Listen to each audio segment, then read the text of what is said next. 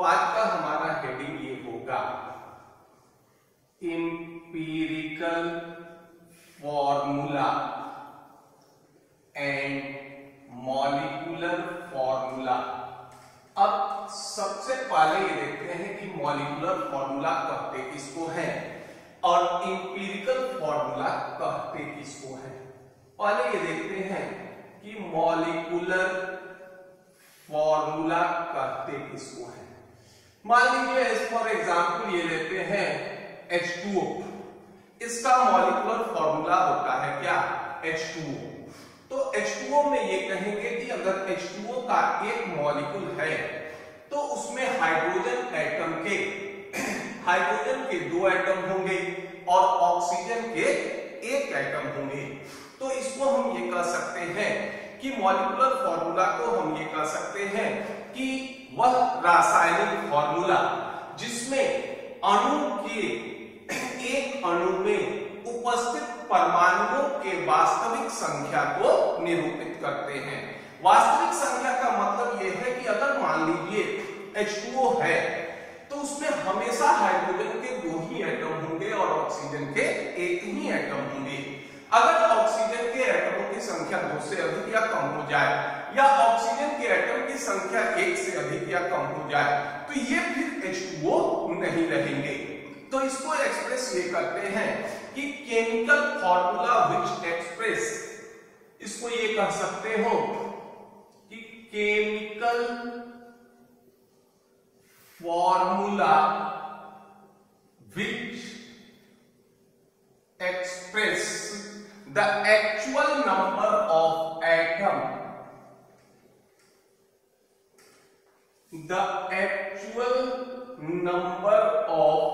atoms of various elements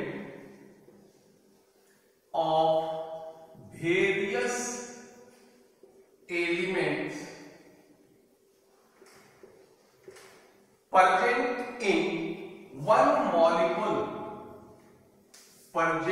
in one molecule of compound।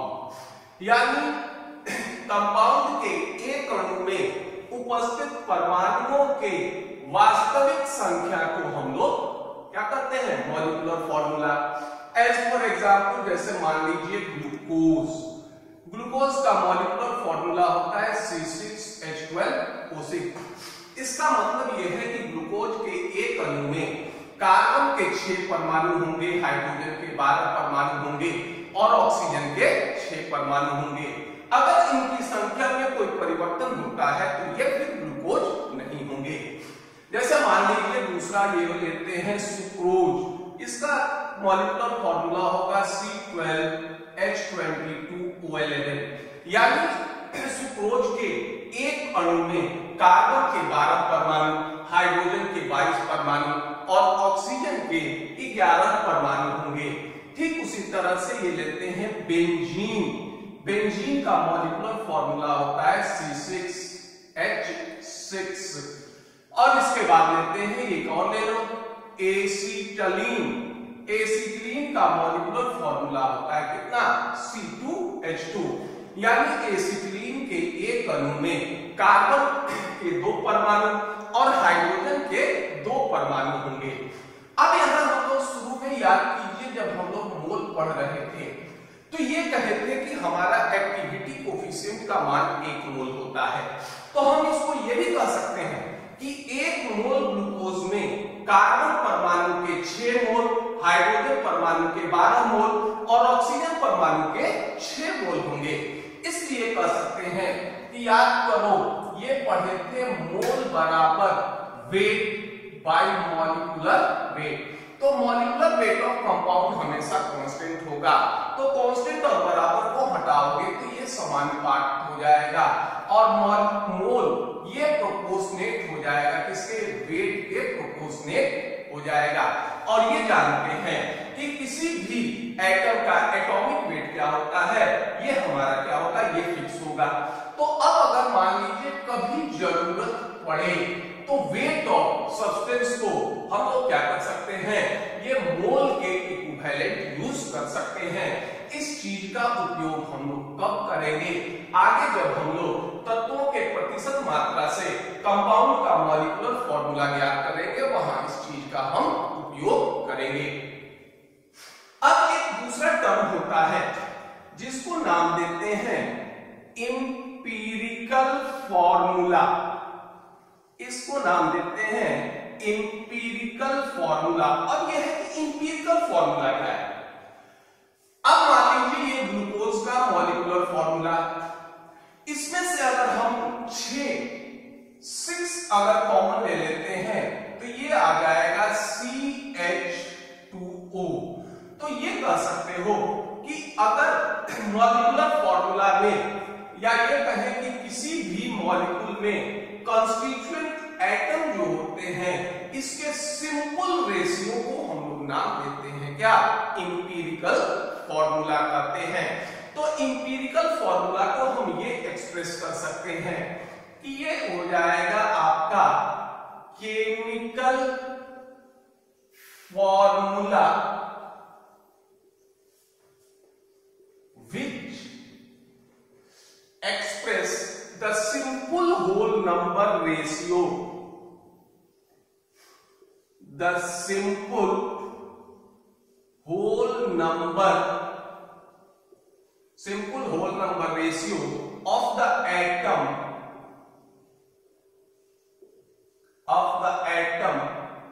of various elements present in one molecule of compound। तो ये कह सकते हो सीधा इंपीरिकल फॉर्मूला को मॉलिक्यूलर फॉर्मूला में जो एलिमेंट का कंपोजिशन होता है इसके सिंपल होल नंबर रेशियो को हम क्या कहेंगे, इंपीरिकल फॉर्मूला कहेंगे। अब मान लीजिए ये हो गया आपका क्या, ग्लूकोज का मॉलिक्यूलर फॉर्मूला कहे थे C6H12O6। अब देखिए यहाँ 6 अगर हम रेशियो ये कॉमन ले लें तो ये हो जाएगा CH2O। ये हो जाएगा आपका क्या, ये हो जाएगा इंपीरिकल फॉर्मूला ऑफ ग्लूकोज। उसी तरह अगर मान लीजिए ये हो जाए बेंजीन का होता है C6H6। अगर मान लो फिर यहां 6 अगर कॉमन ले लें तो ये हो जाएगा क्या, ये हो जाएगा इंपीरिकल फॉर्मूला ऑफ बेंजीन। और उसी तरह एक ये होता है एसिटिलीन, ये लिए थे C2H2। यहां अगर मान लो 2 कॉमन ले लेते हो तो ये क्या हो जाएगा, ये होगा CH। ये भी हो जाएगा इंपीरिकल फॉर्मूला को देखो EF लिख दे रहे हैं, इंपीरिकल फॉर्मूला ऑफ एसिटिलीन। इसको नाम देंगे इंपीरिकल फॉर्मूला ऑफ एसिटिलीन। और इस तरह से ये इंडिकेट करता है एटम के एक्चुअल नंबर को इंडिकेट करेगा। और ये इंडिकेट करेगा किसको, ये इंडिकेट करेगा सिंपल होल नंबर रेशियो को इंडिकेट करेगा। तो अब जाओ हम यहां कॉमन लिए थे, जैसे मान लीजिए ग्लूकोज में हमने 6 कॉमन लिया, बेंजीन में भी 6 कॉमन लिया, एसिटिलीन में हमने 2 कॉमन लिया। तो अब अगर मान लो ये करते हो कि इंपीरिकल फॉर्मूला ऑफ ग्लूकोज में अगर 6 से मल्टीप्लाई कर दें तो ये आ जाएगा ग्लूकोज का molecular formula. Empirical formula of benzene में अगर 6 से मल्टीप्लाई कर दें ये हो जाएगा बेंजीन का मॉलिक्यूलर फॉर्मूला। और इंपीरिकल फॉर्मूला ऑफ एसिटिलीन में अगर 2 से गुना कर दें तो ये हो जाएगा क्या, एसिटिलीन का मॉलिक्यूलर फॉर्मूला। तो सीधा ये कह सकते हैं कि इंपीरिकल फॉर्मूला में अगर किसी कोफिशिएंट से मल्टीप्लाई कर दें तो वो किसमें कन्वर्ट हो जाएगा, मॉलिक्यूलर फॉर्मूला में। ग्लूकोज के लिए उसकी कोफिशिएंट का मान 6 होगा, बेंजीन के लिए भी 6 होगा और एसिटिलीन के लिए कितना होगा, 2 होगा। तो ये हम कह सकते हैं कि इंपीरिकल फॉर्मूला इंटू n ये बराबर किसके हो जाएगा, ये बराबर हो जाएगा आपका मॉलिक्यूलर फॉर्मूला के बराबर हो जाएगा। अगर फॉर्मूला की जगह हम इस जो भी कॉन्स्टिट्यूएंट है इनका मास लिख दें तो ये हो जाएगा क्या हमारा इंपीरिकल मास। इसको अगर हम n से गुना कर दें तो ये बराबर हो जाएगा किसके, ये बराबर हो जाएगा हमारा मॉलिक्यूलर मास के बराबर हो जाएगा। तो हमको अगर मान लीजिए इंपीरिकल फॉर्मूला ज्ञात कर लें, इस कोफिशिएंट का मान ज्ञात हो तो हम मॉलिक्यूलर फॉर्मूला ज्ञात कर सकते हैं, या इंपीरिकल फॉर्मूला ज्ञात हो, मॉलिक्यूलर मास ज्ञात हो तो हम मॉलिक्यूलर मास भी ज्ञात कर सकते हैं। और इस तरह से ये रिलेशन हो जाएगा इंपीरिकल फॉर्मूला और मॉलिक्यूलर फॉर्मूला में। अब यह है कि कोई भी कंपाउंड था तो उस कंपाउंड का मॉलिक्यूलर फॉर्मूला समान, मॉलिक्यूलर वेट भी जो होंगे ये समान होंगे और उसमें उपस्थित एलिमेंट का परसेंटेज मात्रा भी समान होगा। तो अब अगर मान लीजिए मॉलिक्यूलर फॉर्मूला फिक्स है, मॉलिक्यूलर वेट फिक्स है, उस कंपाउंड में एलिमेंट का परसेंटेज भी फिक्स है, तो निश्चित है कि अगर किसी कंपाउंड का मॉलिक्यूलर फॉर्मूला हमको दिया है तो हम उसका मॉलिक्यूलर वेट ज्ञात कर सकते हैं। और अगर मॉलिक्यूलर वेट ज्ञात हो जाए तो फिर उसमें जो कॉन्स्टिट्यूएंट एलिमेंट होते हैं इसका परसेंटेज भी हम ज्ञात कर सकते हैं। तो जब हम लोग मॉलिक्यूलर फॉर्मूला से एलिमेंट का परसेंटेज ज्ञात कर सकते हैं तो ठीक इसका विपरीत अगर तत्वों का प्रतिशत मात्रा दिया है तो हम उसका एम्पिरिकल फॉर्मूला और मॉलिक्यूलर फॉर्मूला भी ज्ञात कर सकते हैं। अब आप इसको नोट कर लीजिए।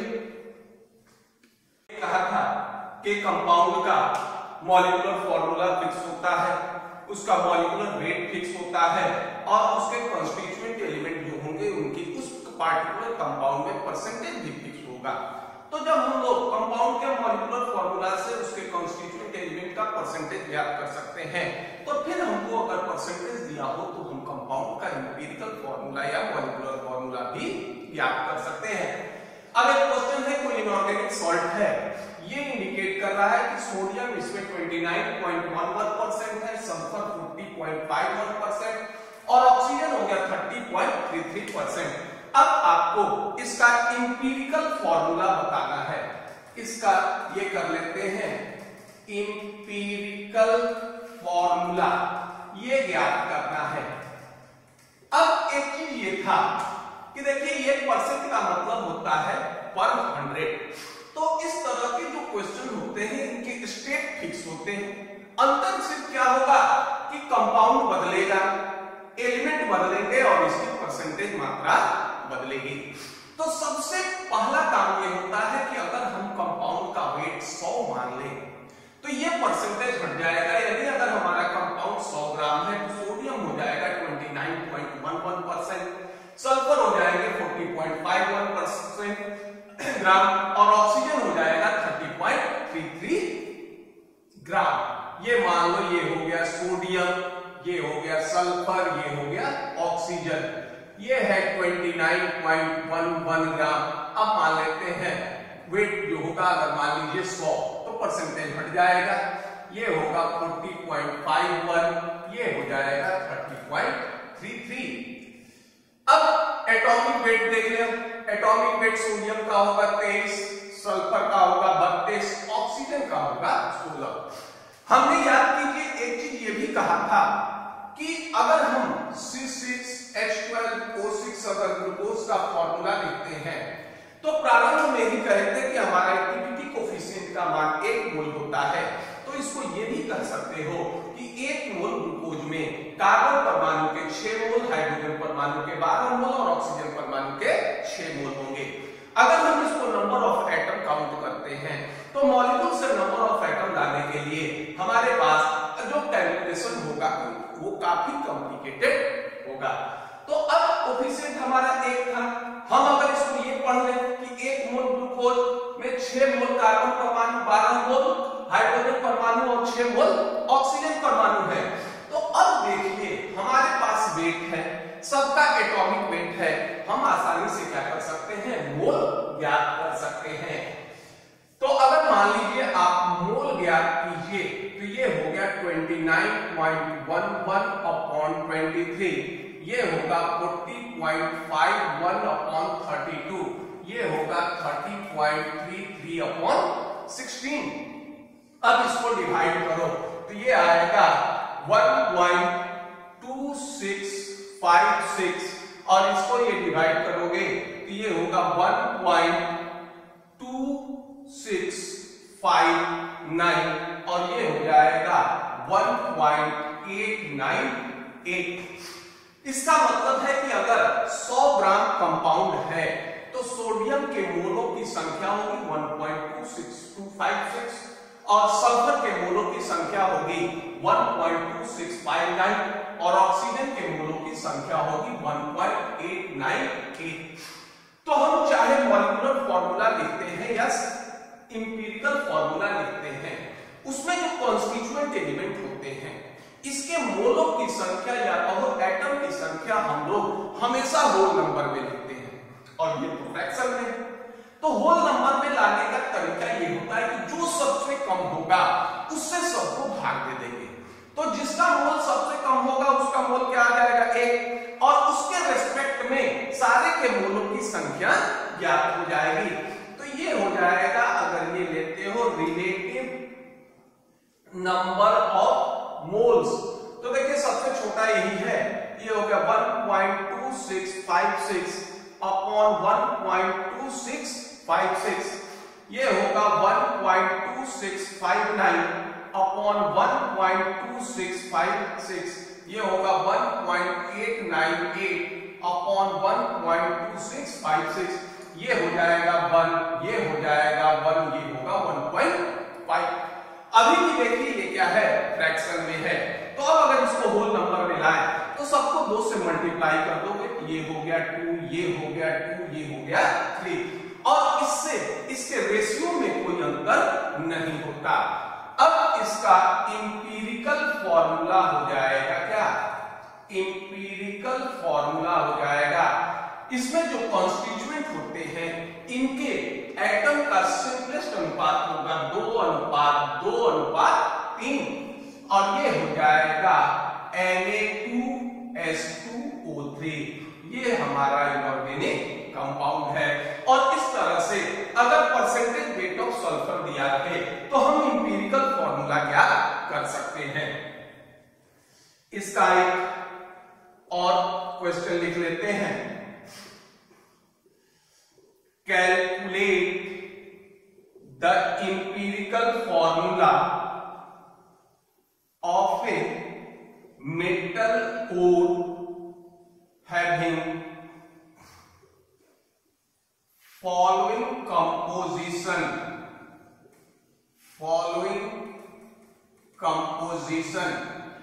कोई मेटल का अयस्क है जिसका कंपोजिशन दिया गया है इस तरह से, कैल्शियम ऑक्साइड ये बराबर दिया है 48%, P2O5 ये बराबर दिया है 41.3% और ये हो गया आपका CaCl2 ये हो गया 10.7%।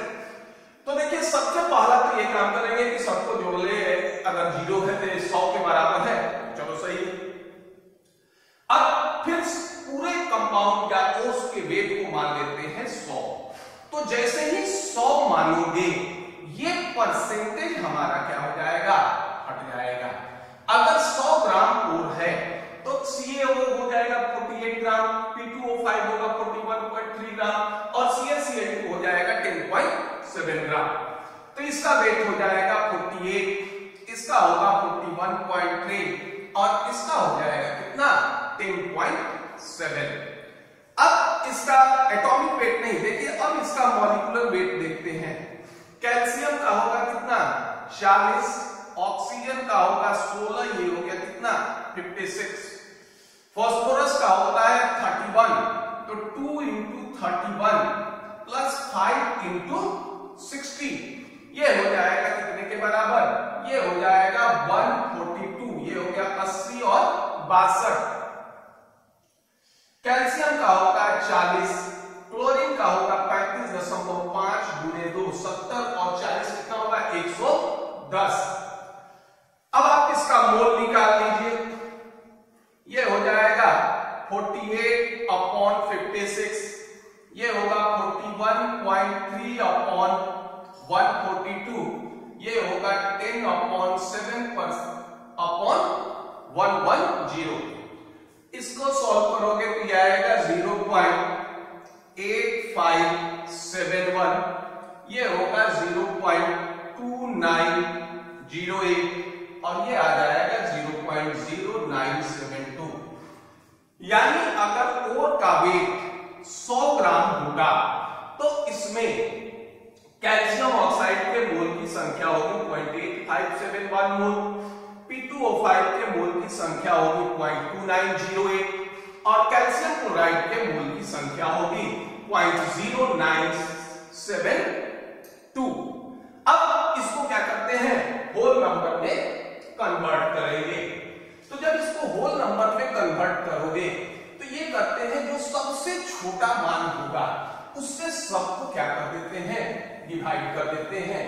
तो जो सबसे छोटा है उसका मोल आ जाएगा कितना, 1, और उसके रेस्पेक्ट में सारे का मोल ज्ञात कर लेंगे।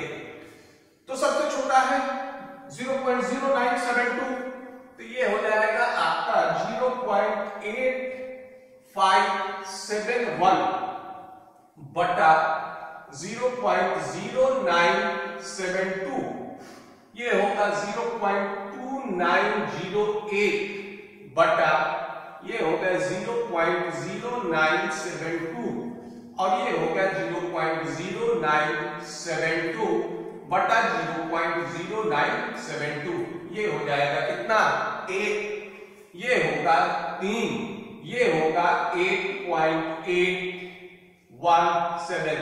तो इसको मान लेते हैं लगभग अप्रोक्सीमेट, राउंड ऑफ करते हैं तो ये हो गया 9। और इस तरह से ये हो जाएगा इसका इंपीरिकल फॉर्मूला। कैल्शियम ऑक्साइड के मोल की संख्या 9 होगी, P2O5 के मोल की संख्या 3 होगी और कैल्शियम क्लोराइड के मोल की संख्या 1 होगी। तो ये हो जाएगा 9CaO3 P2O5 और ये हो जाएगा CaCl2।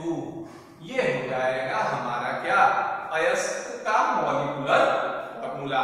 इस तरह से एलिमेंट का भी कैलकुलेट कर सकते हो, मॉलिक्यूल का भी जो होगा ये इंपीरिकल फॉर्मूला आप काउंट कर सकते हैं। अब एक क्वेश्चन देखते हैं जिसमें हम लोग कैलकुलेट करेंगे क्या, मॉलिक्यूलर फॉर्मूला कैलकुलेट करेंगे। क्वेश्चन ये है कि on analysis of A compound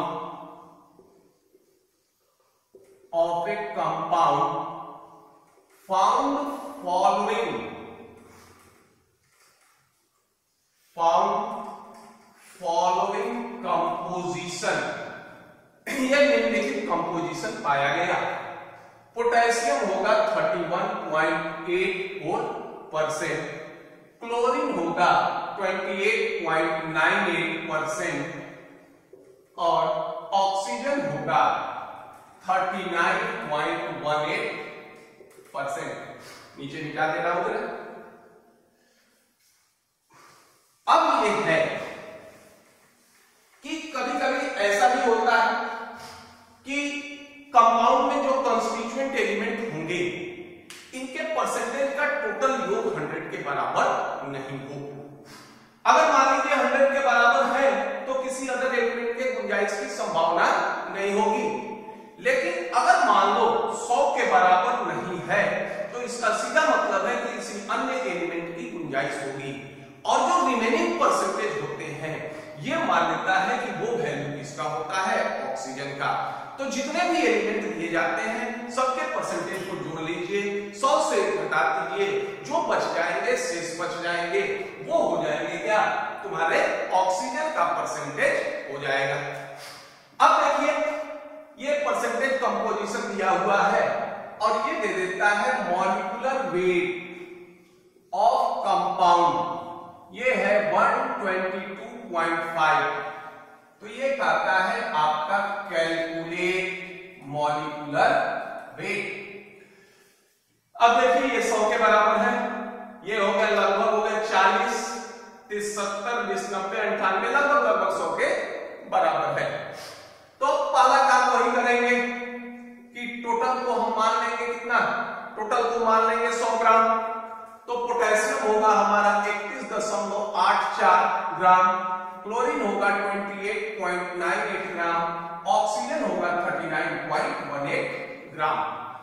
अब सबका एटॉमिक वेट देखिए, पोटेशियम होता है 39, क्लोरीन होता है 35.5 और ऑक्सीजन होता है कितना 16।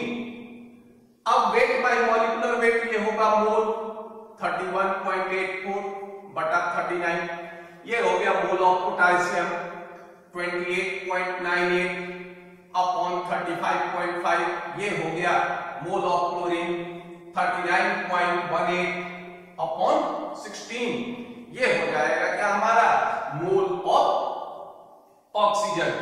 इसको सॉल्व करोगे तो ये होगा 0.8164, ये हो जाएगा 0.8163 और ये हो जाएगा आपका 2.4437। यानी अगर कंपाउंड हमारा 100 ग्राम है तो इसमें पोटेशियम का मोल होगा 0.8164, क्लोरीन होंगे 0.8163 और ऑक्सीजन होगा 2.4437। अब जो सबसे छोटा है उससे सबको भाग दे देते हैं, तो ये होगा रिलेटिव नंबर ऑफ मोल्स, ये होगा 0.8164 अपॉन 0.8164, 0.8163 अपॉन 0.8163, ये हो गया 2.4437 अपॉन 0.8163। देखिए ये हो गया 1, ये हो गया 1, ये हो जाएगा 3।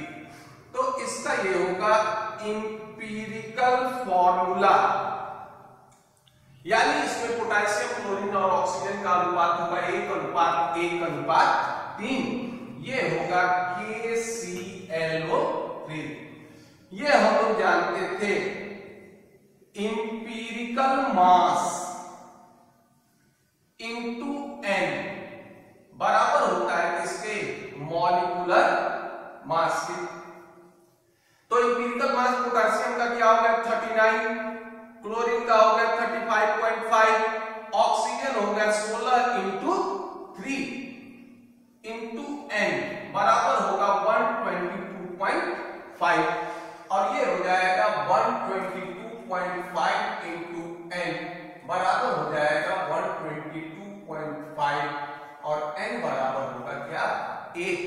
तो यह कोफिशिएंट का मान हो जाएगा 1 और ये होता है हमारा इंपीरिकल फॉर्मूला इंटू n बराबर क्या हो जाएगा, ये बराबर होंगे मॉलिक्यूलर फॉर्मूला के।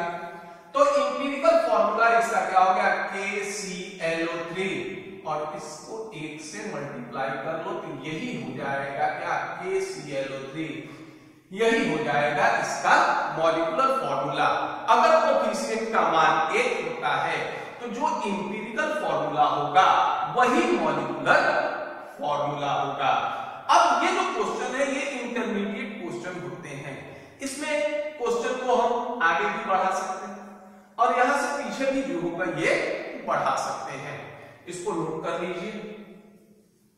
क्वेश्चन है, ये कहता है कि कोई क्रिस्टलाइन सॉल्ट है, जब इसको गर्म करते हैं तो ये एनहाइड्रस सॉल्ट में परिवर्तित हो जाता है और इसके मास में 51.2% की कमी आ जाती है।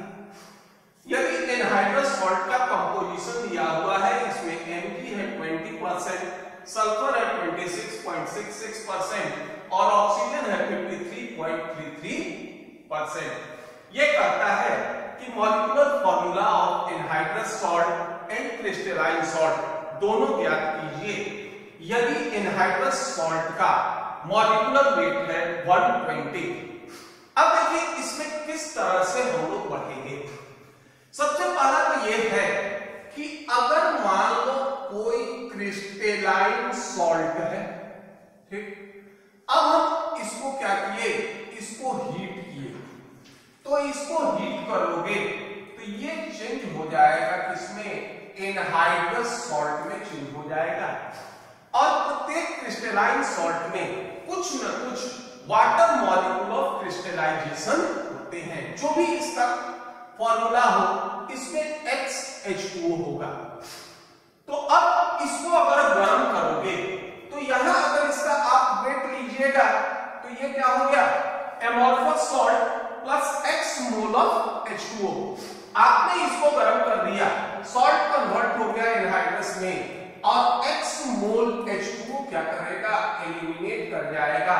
और इसी X मोल H2O के कारण इसका मॉलिक्यूलर वेट 51.2% से डिक्रीज कर जाएगा, क्योंकि ये वेपर फॉर्म में आकर निकल जाएगा।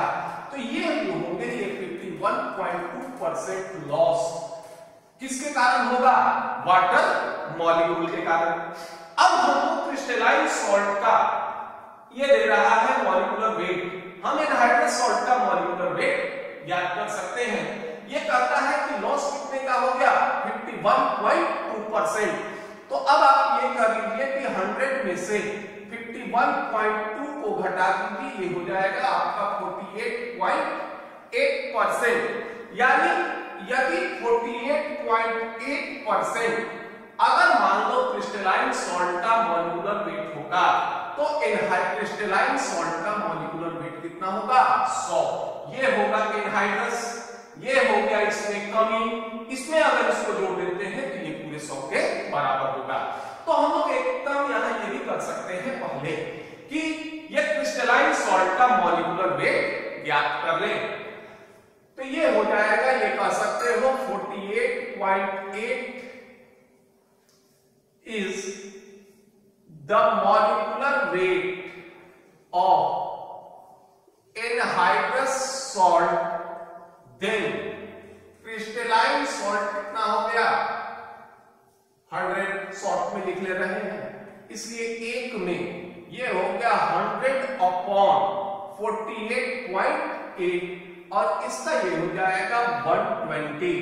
तो 100/48.8 इंटू ये क्या हो गया 120, और इसको अगर आप सॉल्व कीजिएगा तो ये हो जाएगा 246।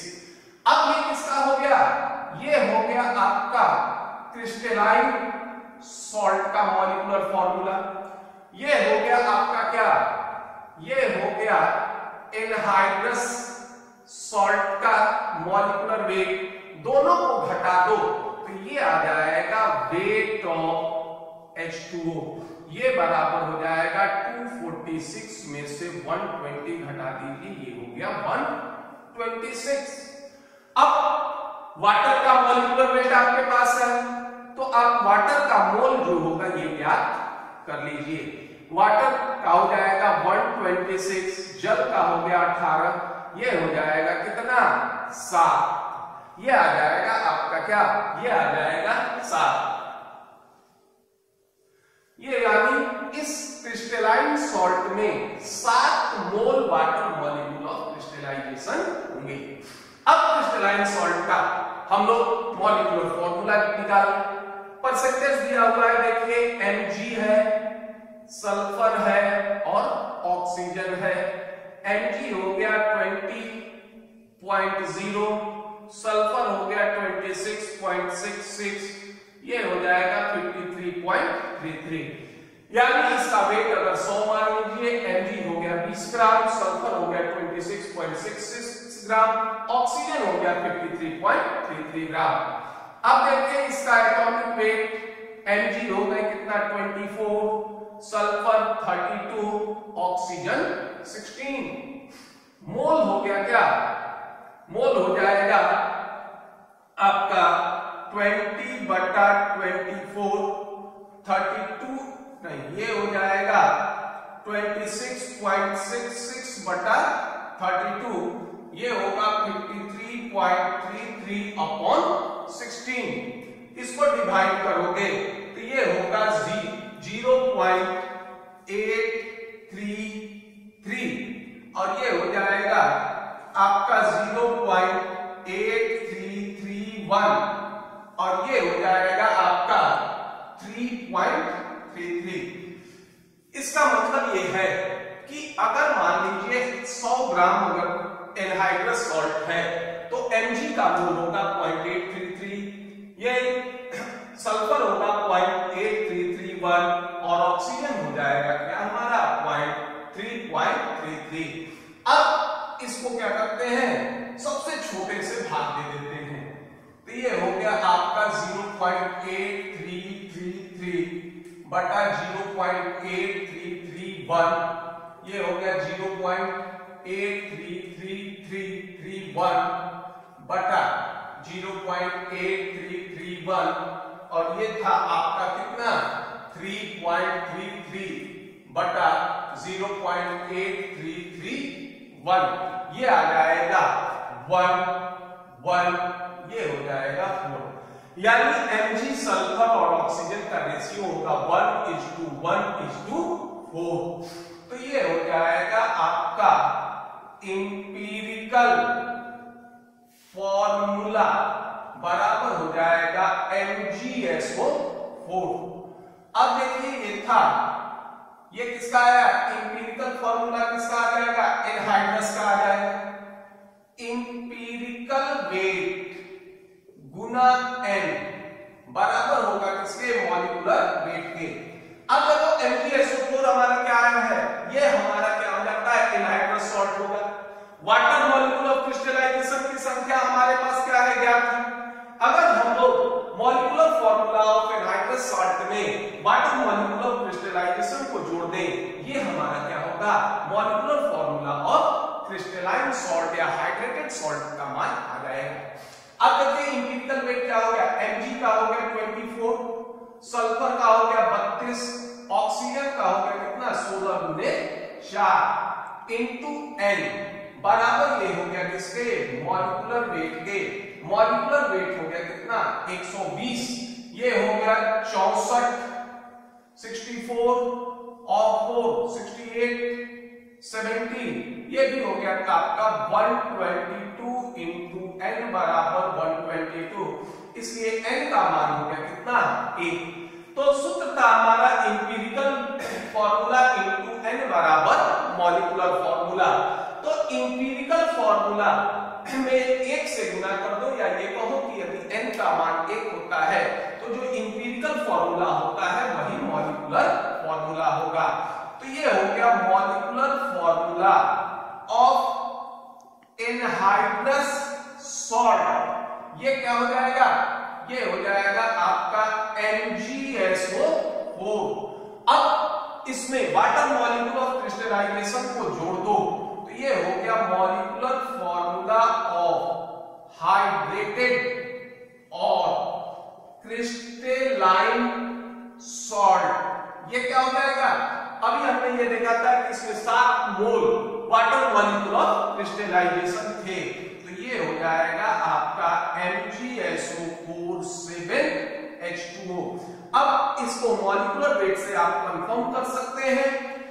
इस MgSO4 का मॉलिक्यूलर वेट हो जाएगा कितना 120 और इसमें 7 मोल जल थे, तो 7 मोल जल का वेट हो जाएगा कितना 126 और ये हो जाएगा क्रिस्टलाइन सॉल्ट का मॉलिक्यूलर वेट हो जाएगा कितना 246। और इस तरह से हम लोग को अगर परसेंटेज ऑफ एलिमेंट दिया रहे तो हम इंपीरिकल फॉर्मूला बता सकते हैं, मॉलिक्यूलर फॉर्मूला भी बता सकते हैं।